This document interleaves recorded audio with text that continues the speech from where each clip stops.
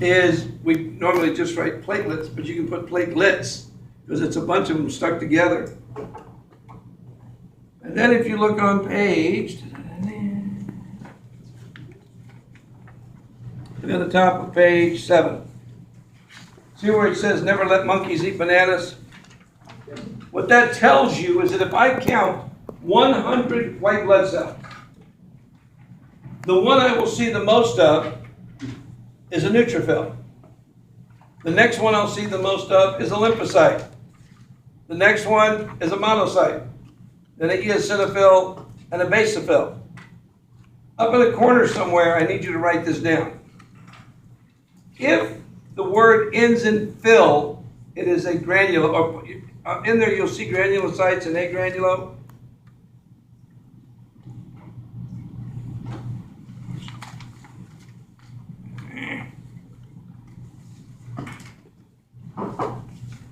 Phils are granulocytes. If you look on page 5, it says granulocytes. On page 6, it says agranulo. A granulocyte, if it ends in "phil," it's a granulocyte. So it has them listed for you. It says neutrophil, eosinophil, and basophil. If it ends in "phil," it is a granulocyte. Granulocyte means when I look at it, I can see a bunch of little granules. If you look at the agranular, remember A in front of a word means without. So agranular means you don't see any. Careful. Doesn't mean they don't have them. Means you can't see them. See the difference?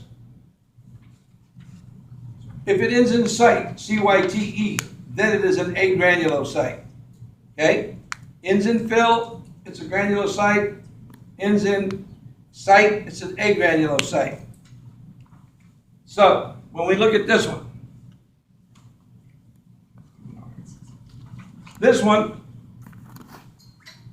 is a neutrophil.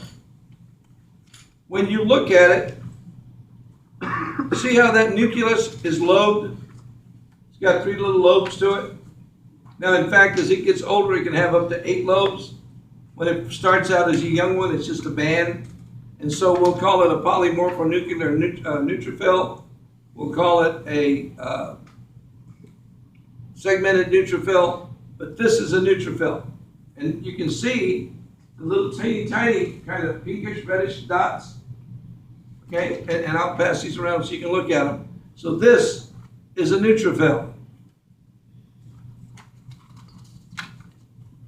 And the next one is a lymphocyte.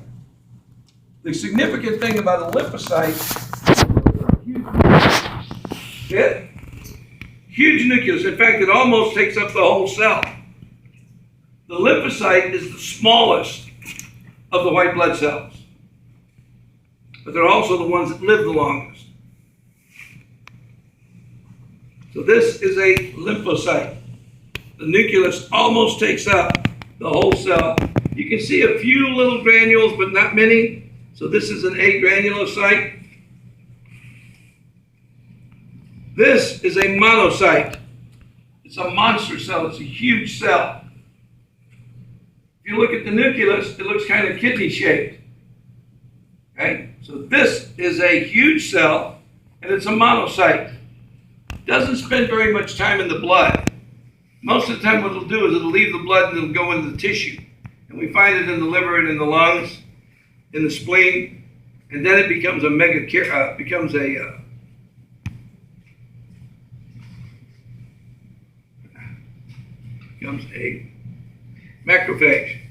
Macrophage means that it swallows up bacteria and things, and it's huge, so we can swallow up a lot of big stuff. So this is a monocyte. This one, the dead giveaway on this one is it's got the larger red to red-orange granules. See them? Larger red to red-orange granules. This is an eosinophil. Normally, you'll have a whole bunch of the little red-orange dots, but they don't cover the nucleus.